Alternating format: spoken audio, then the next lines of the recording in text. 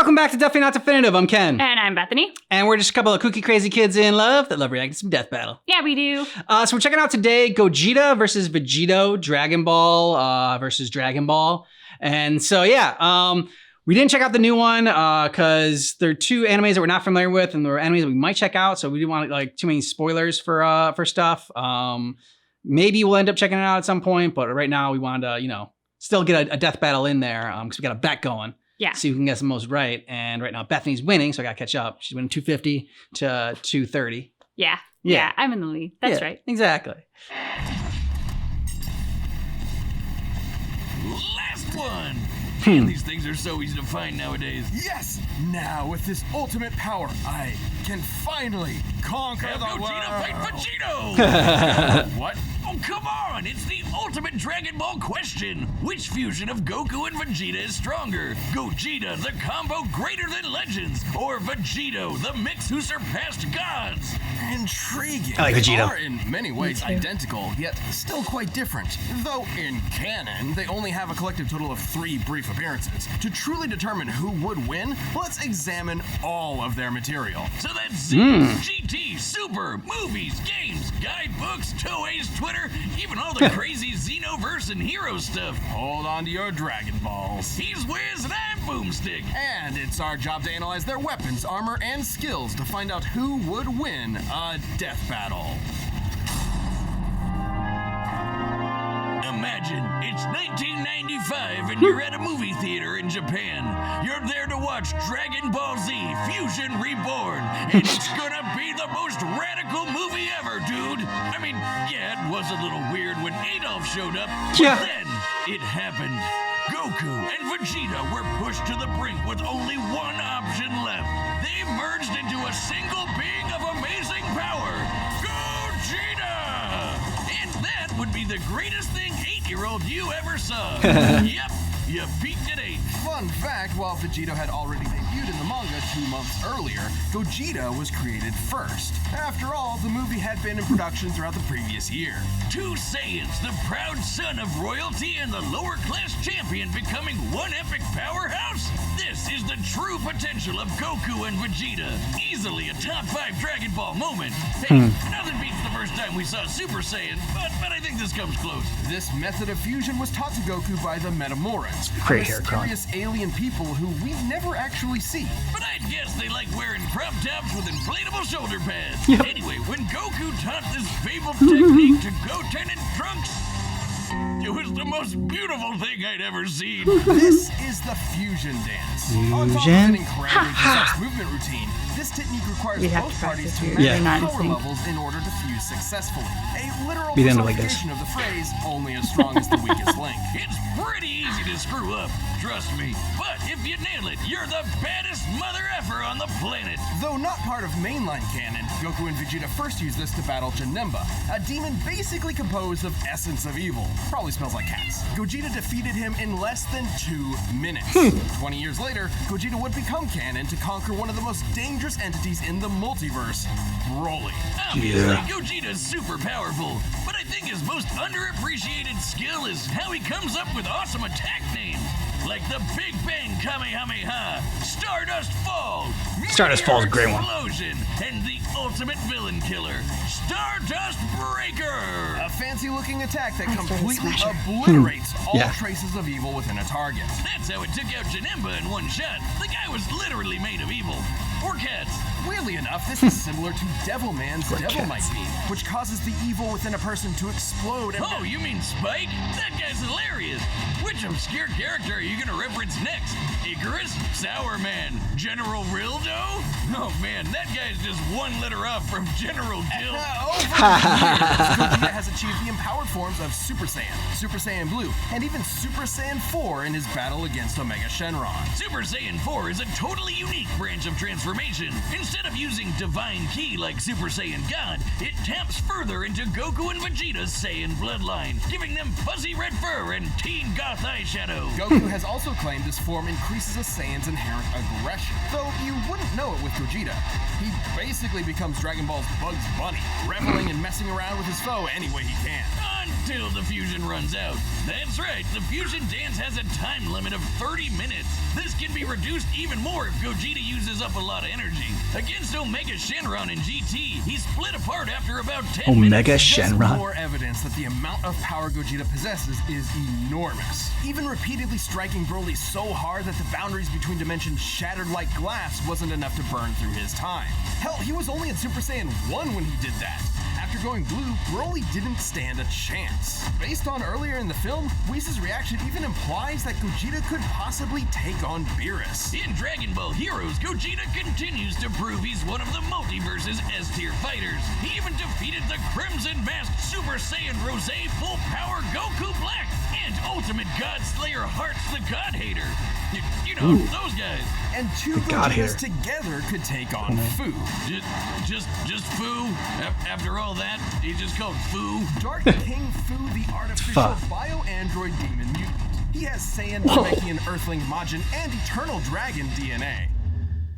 Is this fan fiction? Parts of the God Whiner claim Fu could become an entity akin to Zeno, that little blue baby who can erase the multiverse with a thought. But these Gogetas achieved even stronger forms than before. One was in Super Saiyan Blue Evolved, the boosted form Vegeta achieved during the Tournament of Power. The other was Super Saiyan 4, but not just any Super Saiyan 4. He was Super Full Power Saiyan 4 Limit Breaker.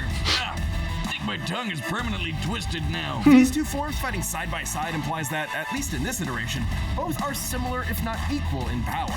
Gogeta's so cool, and there are tons of people who think he'd win this matchup. In Weekly Jump issue 28 from 1995, the fusion dance was stated to unify Goku and Vegeta's spirits and draw out their power to the max. As long as a fight with Vegito lasts less than 30 minutes, the magazine says Gogeta should win. And then in the video game Raging Blast, there's a what-if scenario where Gogeta beats Vegito in a sparring session, but he was about to run out of energy, so maybe it could have gone either way. Though with his power and skill, it's unlikely any opponent would push Gogeta to his limits. Two of the greatest warriors in history merged together as one. What more could you want as a fan? And what more could you fear as a foe? Built up Gogeta a lot. I love that line. Yeah. What more could you want as a fan? What more could you fear as a foe? 1995, a demonic menace has threatened to consume the world in chaos. Goku and Vegeta were pushed to the brink with only one option left. Music score. Fusion. Funny. They used one of their most incredible techniques to become a merged being Belly of bomb. unimaginable power. Does this sound familiar? But there wasn't time to teach Vegeta an awkward dance routine he'd ultimately despise. Instead, they used the Patara. Only the gods themselves could rock bling like this. That's right, the Patara earrings come from the Kais, the gods that supervise the universes. By placing one earring on each person's opposite ear, the Patara forcibly fuses the two beings together, no power level matching required. In this case, Goku and Vegeta fuse to become Vegito. Okay, seriously, Vegito? Couldn't they have a better name? It's not that bad. And remember, Fusion Reborn started production well before Toriyama penned Vegito's first appearance. So, Toei called dibs on the better name, huh? But still, shouldn't it be like Vegito? Not like that's much better either. Why? Yeah, Vegito's better. Vegito. It makes more sense in Japanese. Vegito is formed from the first half of Vegeta and the latter half of Kakaroto. This is why Viz Media actually translated it to Vegerat. Oh, that one sucks too. Okay, bored now. Yeah. Let's talk about how he blows shit up. Vegerat's real good. terrible. Vegito has numerous techniques that are entirely his own, many of which are, fittingly, perfect combinations of Goku and Vegeta's signature moves, such as the Final Kamehameha, formed like Vegeta's Final Flash, but fired like Goku's Kamehameha way. He's got a Spirit Sword, the Saiyan Shield, and the Banshee Blast. Banshee No, Blast. it's not the Ghost Detector thing, though. With Goku and Vegeta's powers combined, Majin Buu was no match. Super Vegito was so friggin' powerful that even being turned into candy didn't slow him down. It just made him delicious. His level of power had transcended to such an impressive degree that he was capable of effectively ignoring having his matter entirely altered and his I guess DNA that was eradicated. just so silly and He awesome. continued on as the incredible fighting candy. No mouth, no brains, no organs of any kind, and he still Beat by kept Toffee. slapping around that big pink ass.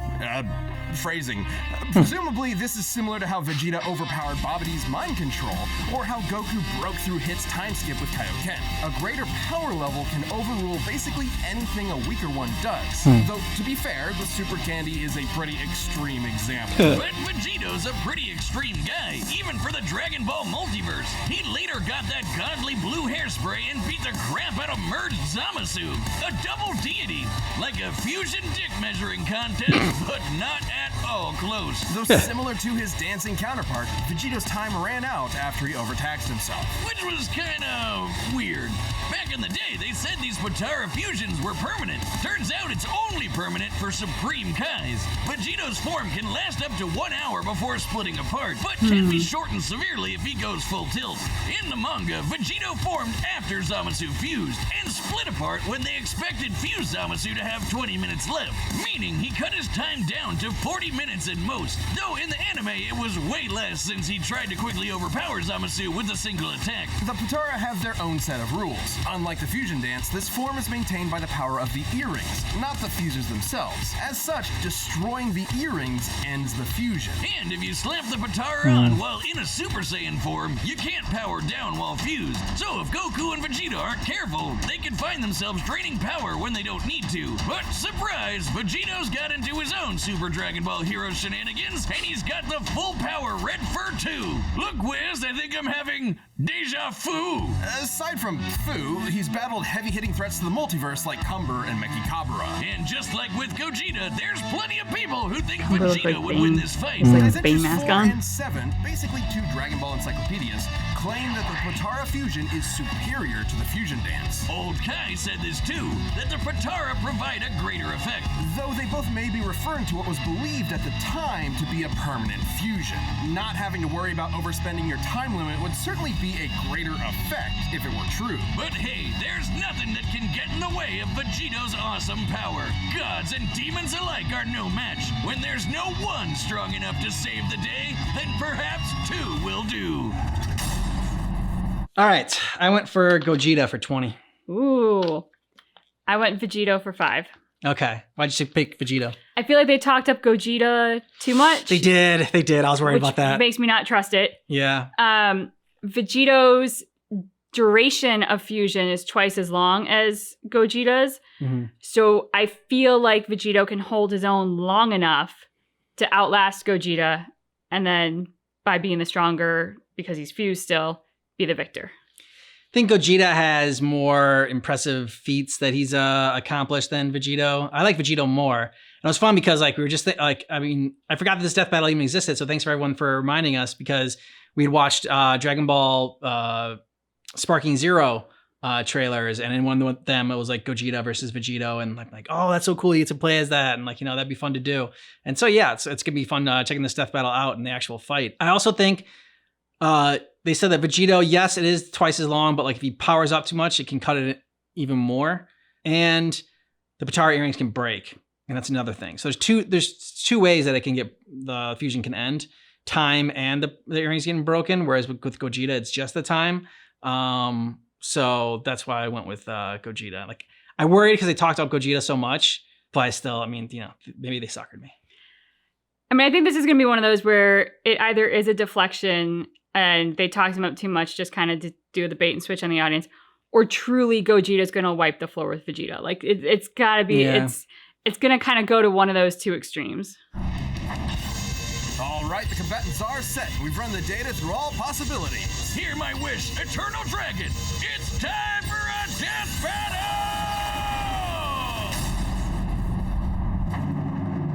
Shenron. Yeah. Awesome fighting ground. Right?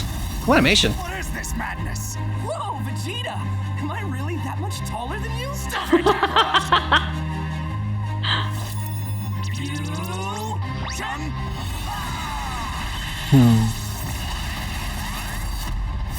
It is on.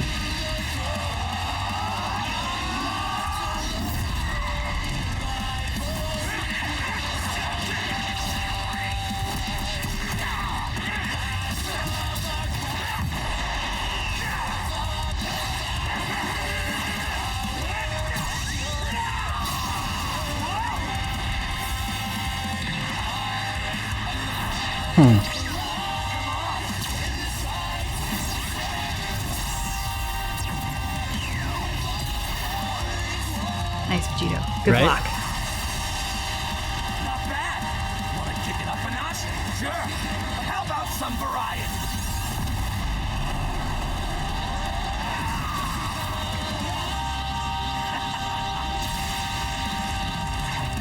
Oh, blast into the face. Oh, and he just took it. Yep. You gotta do the punch at the same time.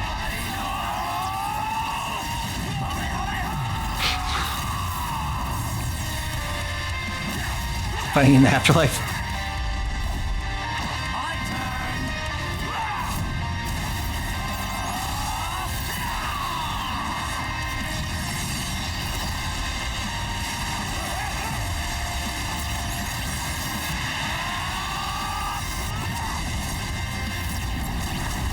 Ah! Turtle Armor House.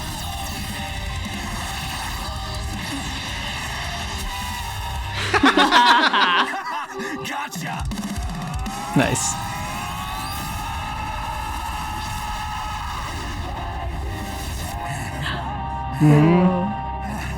Oh, we're going to all the different places. Yeah, I know, right?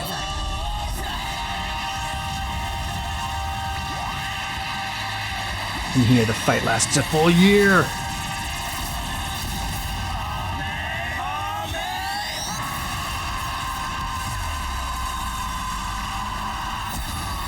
Oh!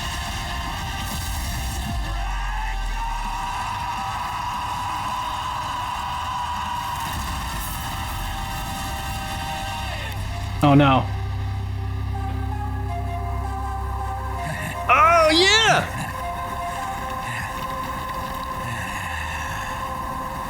Sweet! Awesome.